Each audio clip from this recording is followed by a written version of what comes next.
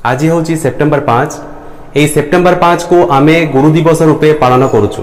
Fast आमे देखिबो जे आमे एही दिनटी को गुरु दिवस रूपे पालन करुचु काहेकि ए जो गुरु दिवस दिवस तो आमे बहुत शुणीचु जे स्वाधीनता दिवस कि साधारणतंत्र दिवस कि एमती शहीद दिवस बहुत दिवस थाए। दिवस काहेकि पालन करा जाए फास्ट आमे बुझिबो।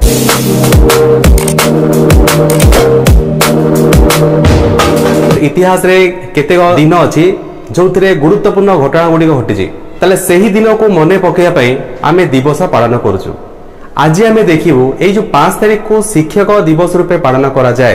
ये 5 तारिख रे कोन हेइतिला, कोन गुटे गुरुत्वपूर्ण घटना घटितिला, कोन गुटे गुरुत्वपूर्ण निष्पत्ति निये जाइतिला फल रे जे आमे एही दिनटी को गुरु दिवस रूपे पालन करिबो। काहे कि आमे ए दिन को गुरु दिवस रूपे पालन करूछु यार पछर गुटे कारण रहिछि। ए कारण इया जे ओ देशर प्रथम उपराष्ट्रपति डॉक्टर सर्वपल्ली राधाकृष्णन तांकर जन्मदिन होची ए सेप्टेम्बर 5। से बहु समय पर्यंत से शिक्षकता करथिले। से शेष समय रे से हमर भारतर उपराष्ट्रपति हेतिले।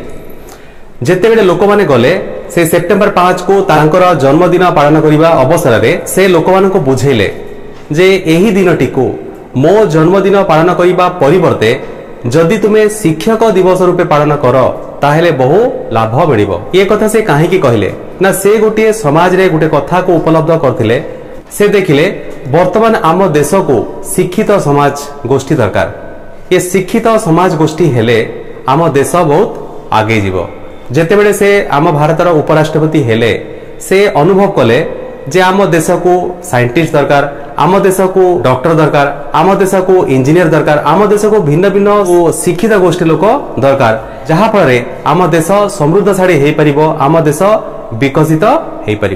ताले ए जो इंजीनियर गोष्ठी, ए जो साइंटिस्ट गोष्ठी, ए जो डॉक्टर गोष्ठी यांको सृष्टि करिवो किए? यांको सृष्टि करि किए ना ए टीचर। टीचर मानकर त्याग, टीचर मानकर बलिदान फल ए जो आमर साइंटिस्ट ए आमर डॉक्टर एमान सब जन्म हुअंती। डॉक्टर, इंजीनियर, साइंटिस्ट एमान को तैयारी करिबारे शिक्षक मानकर भूमिका बहुत थाए। काहे कि ना जो माने डॉक्टर हुअंती तांकर जो फाउंडेशन भलो हेले, तांको फाउंडेशन भलो हेले से डॉक्टर हेई परिबे। जो पिला मानकर फाउंडेशन भलो नुहे ना से डॉक्टर हेई परिबो, ना से साइंटिस्ट हेई परिबो, ना से इंजीनियर हेई परिबो। ताले सेही फाउंडेशन को स्ट्रांग करंती के ना हमर शिक्षक गोष्ठी। जेमिति मु गुटे घर तैयारी करिबी, जदि मो घरर जो फास्ट फाउंडेशन मु करूछि जदि से फाउंडेशन ता पूरा स्ट्रांग हेतिबो ताहेले मु ता ऊपरे मु 2 ताला 3 ताला 4 ताला एमति मु तैयारी करि परिबी। जदि मोर फाउंडेशन ता खराब हेतिबो ताहेले मो घर 2 ताला कला बेला को से घर बसी पड़िबो। सेति भाई जो हमर सोसाइटी रे हमको साइंटिस्ट दरकार, हमको डॉक्टर दरकार, हमको इंजीनियर दरकार। ए पिला माने जो माने साइंटिस्ट हेबे तांकर फाउंडेशन टिके स्ट्रांग दरकार। ताले सेमानकर फाउंडेशन को स्ट्रांग करिया पई ए जो शिक्षक समाज बहुत चेष्टा करती। तांकरी चेष्टा फल रे आज आम सोसाइटी रे साइंटिस्ट जन्म हुअंती, पुलिस बाहिनी जन्म हुअंती, कि आमर जो डॉक्टर गोष्ठी से जन्म हुअंती। एमिति भिन्न भिन्न गोष्ठी रो लोक माने सब सृष्टि हुअंती। ताले जदि एई माने शिक्षक मानकर एते त्याग थाए, एते बलिदान थाए ताकू मने पकेबा उचित। ताले सोसाइटी रे जदि आमे एही शिक्षक गोष्ठी को आमे अवहेला करिवु ताहेले तांकर मनोबल भांगी जिवो। फल रे सेमाने जो पिला मानकर फाउंडेशन तैयारी करंती सेमाने एते ध्यान देबे नाही।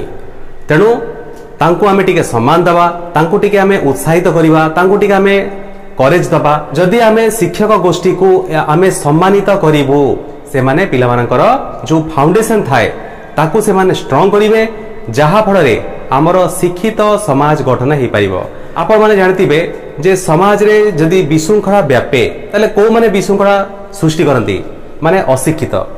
अशिक्षित आ शिक्षित मध्य पार्थक्य एई थाए जे शिक्षित लोक माने किछि करिबा पूर्वरु चिंता करंती आ अशिक्षित लोक माने करिबा परे चिंता करंती।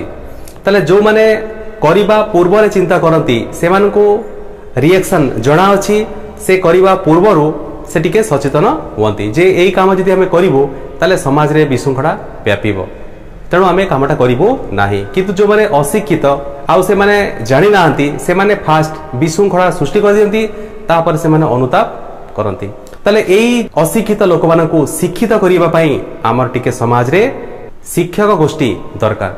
जो शिक्षक गोष्ठी ସେମାନଙ୍କୁ ଶିକ୍ଷା ଦେବେ ଯେ ଏଇଟା ଭଲ ଏଇଟା ଖରାପ।